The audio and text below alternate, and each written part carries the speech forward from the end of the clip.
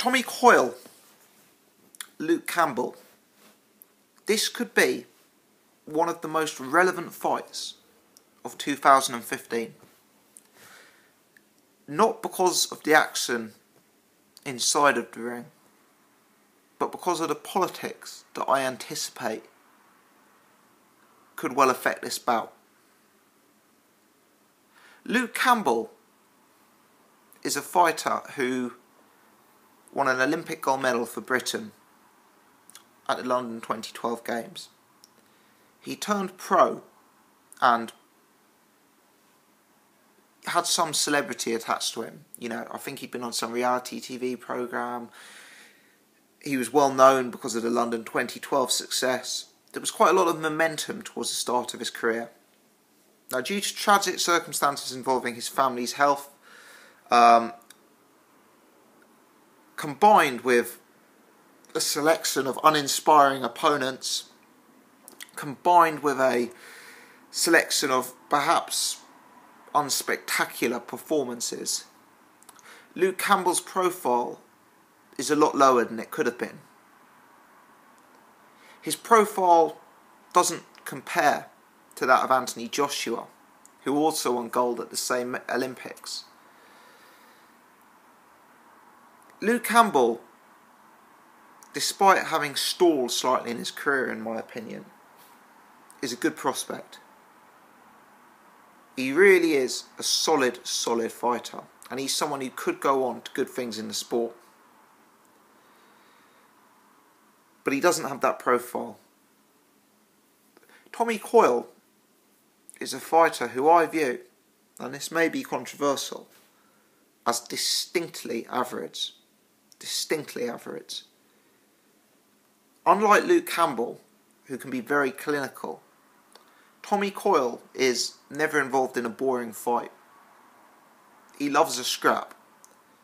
We saw him KO Katsidis early on.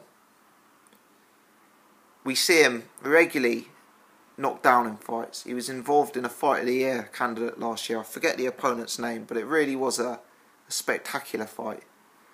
Even this time out, when he fought on the weekend, you know, he's knocked down early on, looked like he was out on his feet. There's drama whenever Tommy Coyle's involved.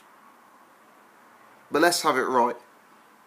Tommy Coyle is a distinctly average fighter with supreme limitations and very limited technical capability. He is a far inferior fighter to Luke Campbell. He is not on the same planet of ability as a Kevin Mitchell. I think an argument can be made that in terms of the Matchroom stable, he isn't even top 4 or 5 around his weight class.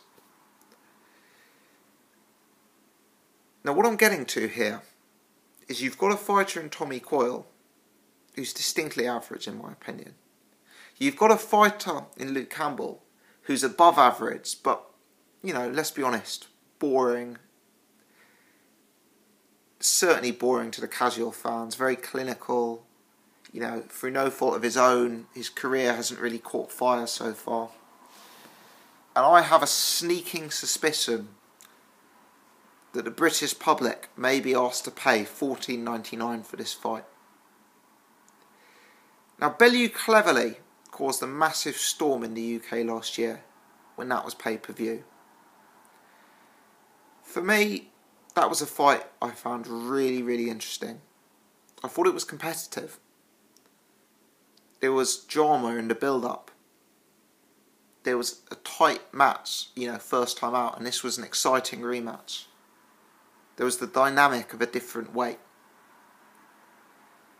But Coyle Campbell has none of that. It's a big fight in Hull. But in terms of the wider UK scene, this is not a fight that is going to have an electric build-up with two guys slagging each other off. This isn't a fight that's a rematch of a very exciting battle first time out. And perhaps most importantly, this really isn't a competitive fight. Does anybody, and please comment if you do, think Tommy Coyle has the scope to be competitive against Luke Campbell.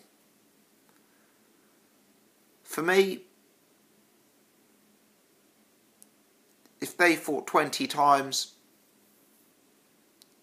you'd back Luke Campbell to win 19 or 20. Coyle, as I've said, he's average. And I have a sneaking suspicion that this could be pay-per-view. And that would be very disappointing. For me, this would be a much lower point in British boxing than Bellew Cleverley. If people have heard differently, I'd be obliged if you'd comment. Let me know your thoughts. Thanks very much for watching.